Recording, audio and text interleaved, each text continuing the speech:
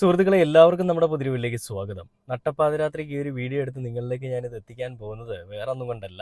നമ്മുടെ ഉന്നത കുലജാതന്റെ ഒരു കാര്യം, അദ്ദേഹത്തിന്റെ ഒരു പ്രവൃത്തി, അദ്ദേഹത്തിന്റെ ഒരു സുമനസ്സ് നിങ്ങളെ അറിയിക്കാൻ വേണ്ടിയിട്ട് കൂടിയാണ് കേട്ടോ. നമുക്കറിയാം സുരേഷ് ഗോപി എന്ന് പറയുന്ന ഉന്നത കുലജാതൻ എന്ന് സ്വയമേ പറഞ്ഞുകൊണ്ട് നടക്കുന്ന ബ്രാഹ്മണ കുലത്തിൽപ്പെട്ട ഒരു വ്യക്തി.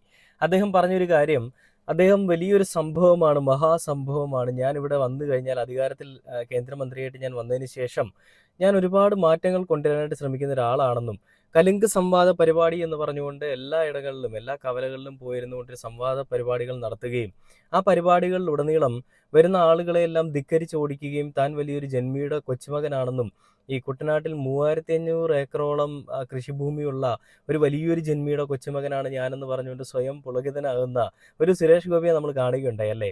നമ്മൾ ഇതിനെപ്പറ്റി എല്ലാം ചർച്ച ചെയ്താണ്, നിങ്ങൾ ആ വീഡിയോസൊക്കെ കണ്ടിട്ടുള്ളവരുമാണ്.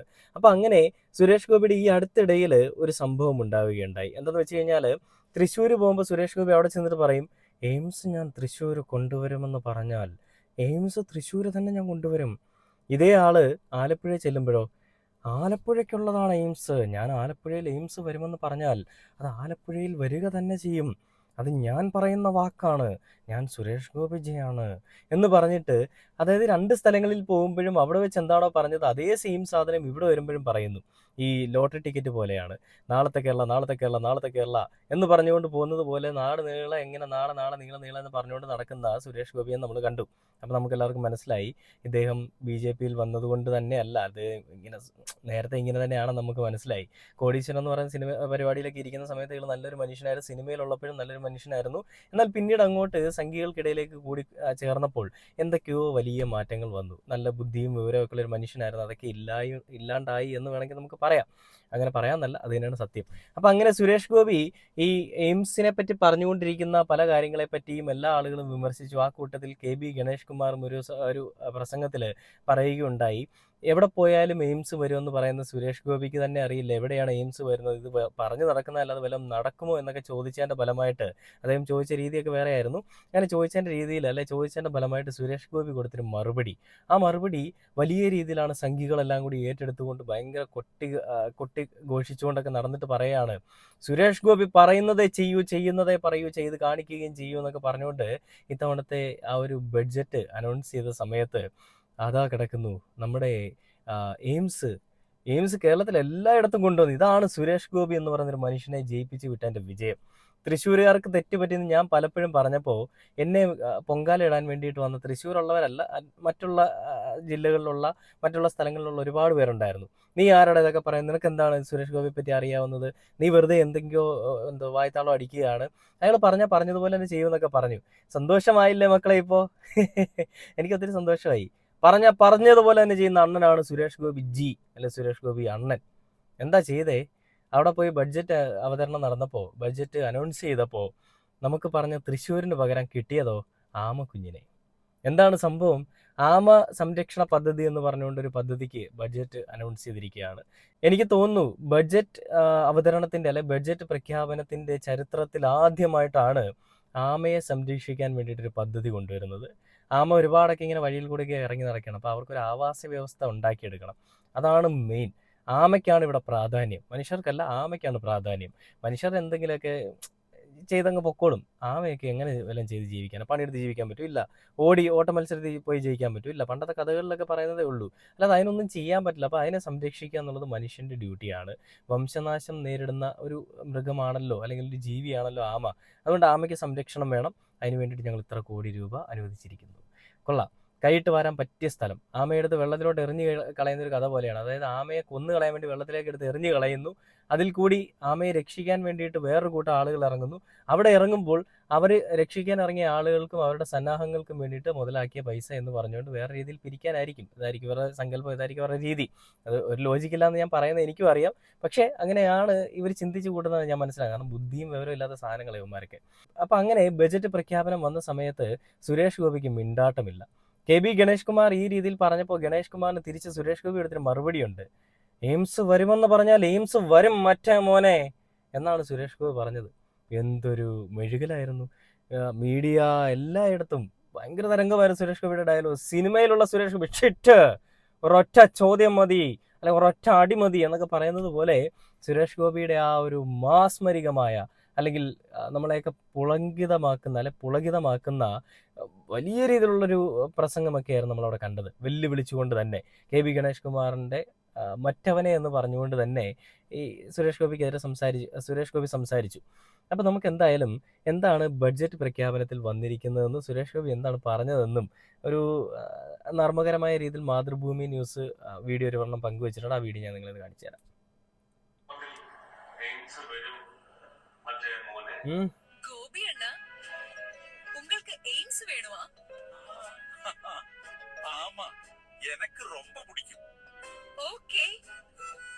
സംരക്ഷണ പദ്ധതി അനുവദിച്ചിരിക്കുന്നു. മൂന്നാം മോദി സർക്കാരിന്റെ മൂന്നാം ബജറ്റിൽ കേരളത്തിന് കുമ്പിളിൽ കഞ്ഞി തന്നെ. എയിംസ് വരും കെട്ടോടാ മറ്റേ മോനെ എന്ന് കേരളീയരെ നോക്കി കേന്ദ്രമന്ത്രി ആക്രോശിച്ചിട്ട് അധിക നാളായിട്ടില്ല. പക്ഷേ എയിംസ് ഇല്ല. സാധാരണ കേന്ദ്ര ബജറ്റ് അവതരിപ്പിച്ചു കഴിഞ്ഞാൽ കേരളത്തിന് ആനമുട്ട എന്നായിരുന്നു പറയാറ്. ഇത്തവണ അത് കേരളത്തിന് ആമമുട്ട എന്ന് പറയാനുള്ള സാഹചര്യം അല്ലാതെ മറ്റെന്തുണ്ട്?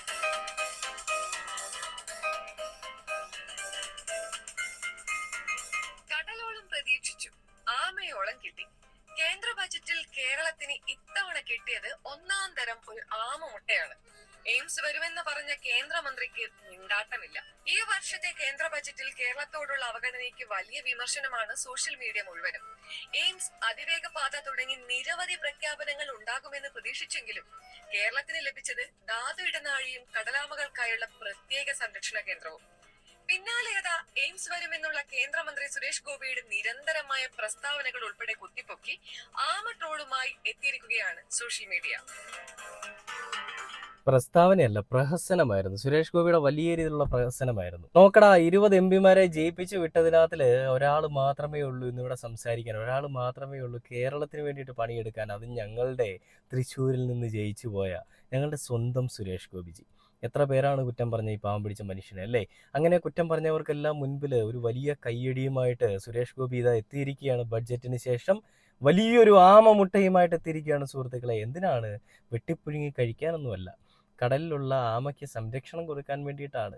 തൃശ്ശൂരിൽ നിന്ന് കുറച്ച് സ്ഥലമൊക്കെ അനുവദിച്ചിട്ടുണ്ടെന്നാണ് കേട്ടത്. എന്തിനാന്ന് വെച്ചാൽ ഇനിയിപ്പോൾ ആമ ഓട്ട മത്സരം, ആമയും കൊണ്ട് സർക്കസ്, ആമയ്ക്ക് ഉപജീവന മാർഗമായിട്ട് എല്ലാ വഴികളും ഇവർ ഒരുക്കി കൊടുക്കും. നല്ല തീരുമാനം തന്നെ. എൻ്റെ സംഘിക്കുട്ടന്മാരെ, എൻ്റെ സംഘിപുത്രന്മാരെ, അടിപൊളി. കേരളം എന്ന് പറയുന്ന ഒരു സംസ്ഥാനം ഇന്ത്യക്കകത്താണോ ഇന്ത്യക്ക് പുറത്താണോ എന്നാണ് ഞാൻ ഈ ആലോചിക്കുന്നത്. നിങ്ങളും അത് തന്നെയായിരിക്കും ചിന്തിക്കുന്നത്, അല്ലേ? ഈ കേരളം എവിടെയാണ് ശരിക്കും സ്ഥിതി ചെയ്യുന്നത്? ഇവർ പറയുന്നത് കേട്ടാൽ കേരളം ഇന്ത്യക്കകത്തുള്ളൊരു സംസ്ഥാനമല്ല, മറ്റെവിടെയോ ആണ്. അതെവിടെയാണെന്നാണ് നമ്മൾ ചിന്തിക്കണം. നമുക്കൊക്കെ തെറ്റുപറ്റി. നമ്മളൊക്കെ ഒരു ഭൂപടം ഒന്നുകൂടി ഒന്ന് ചികഞ്ഞ് പരിശോധിക്കേണ്ടിയിരിക്കുന്നു, അല്ലെങ്കിൽ ചികഞ്ഞ് നോക്കേണ്ടിയിരിക്കുന്നു. എന്തൊക്കെയോ എവിടെയൊക്കെയോ ഒരു തകരാറുള്ളത് പോലെ. ആ തകരാറ് ശരിക്കും സംഘികൾക്കിടയിലാണോ അതോ നമുക്കാണോ ഉണ്ടായിരിക്കുന്നത് നമ്മളും ചിന്തിക്കണം. വെറുതെ എന്തോ വിടുവായത്തരമൊക്കെ പറയുന്നതാണ് സുരേഷ് ഗോപി എന്നുള്ളത് നേരത്തെ എനിക്ക് മനസ്സിലായതാണ്. ഓൾറെഡി ഞാനിത് പറഞ്ഞതുമാണ്. അപ്പോൾ എന്നെ പൊങ്കാലയിടാൻ വന്ന മഹാന്മാരൊക്കെ എവിടെയാണ്? മക്കളെ, നിങ്ങളൊന്ന് ചിന്തിച്ച് നോക്കടാ. നിൻ്റെയൊക്കെ അണ്ണൻ ചെയ്തു വെച്ചേക്കുന്ന പരിപാടി നല്ല പ്രയോജനകരമായിട്ടുള്ള പരിപാടി തന്നെയാണ്. കേന്ദ്രം കേരളത്തിനെ പല രീതിയിൽ അവഗണിക്കുന്നു എന്നുള്ളത് നമുക്കറിയാം. വയനാട് ദുരിതബാധിതർക്ക് വീട് വെച്ച് നൽകാമെന്നും അതിനു വേണ്ടിയിട്ട് ഫണ്ട് അനുവദിക്കാമെന്ന് പറഞ്ഞ ഒരു സർക്കാരാണ് കേന്ദ്ര സർക്കാർ. എന്നിട്ട് ചൂരൽമലയിലെ ആ വിഷയം നമുക്കറിയാം. എന്നിട്ട് പിന്നീട് നൈസായിട്ട് കൈമടക്കിയിട്ട് പറയുകയാണ് ഫണ്ട് കേരളത്തിന് അനുവദിക്കാൻ പറ്റില്ല, അവരുടെ ഉപജീവന മാർഗം നമുക്കൊന്നും ചെയ്തു കൊടുക്കാൻ പറ്റില്ല, അവരുടെ എടുത്ത പണം വരെയും തിരിച്ചടയ്ക്കേണ്ടി വരും. അതായത് ബാങ്കിൽ നിന്ന് അവർ വായ്പ എടുത്തിട്ടുള്ള പണം, അത് ജീവിച്ചിരിക്കാത്ത, അത് മരിച്ചുപോയ ആളുകളൊക്കെ ഉണ്ടല്ലോ, അവരുടെ കുടുംബാംഗങ്ങൾ ആരെങ്കിലും നോമിനിയായിട്ടുണ്ടെങ്കിൽ അവർ ആ ഫണ്ട് തിരിച്ചടയ്ക്കേണ്ടത് തന്നെയാണ്. അതിൽ യാതൊരു വിട്ടുവീഴ്ചയും ഇല്ല എന്നാണ് കേന്ദ്ര സർക്കാർ പറഞ്ഞത്. എന്നാൽ അതിനെ കേരള സർക്കാർ ശക്തമായിട്ട് എതിർത്തു.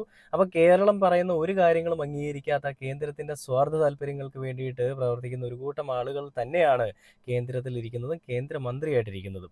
വെറുതെ ഇങ്ങനെ വിടുവായത്തരം വായ്ത്താളം വിട്ട് നടക്കാതെ എന്തെങ്കിലുമൊക്കെ ചെയ്ത് കാണിക്കും മനുഷ്യ. നിങ്ങളെ കൊണ്ട് ചെയ്യാൻ പറ്റുമെങ്കിൽ പറയുക, പറ്റില്ലെങ്കിൽ മിണ്ടാതെ ഒരു സൈഡിലിരിക്കുക. ആരും ഒന്നും പറയാൻ പറ്റില്ല. ഇത് എവിടെ പോയാലും കലിംഗ സംവാദ പരിപാടി എന്ന് പറഞ്ഞുകൊണ്ട് എല്ലായിടത്തും കൊട്ടി ഒഴിച്ചുകൊണ്ട് നടക്കും. നാണം കെട്ട സാമാനങ്ങൾ.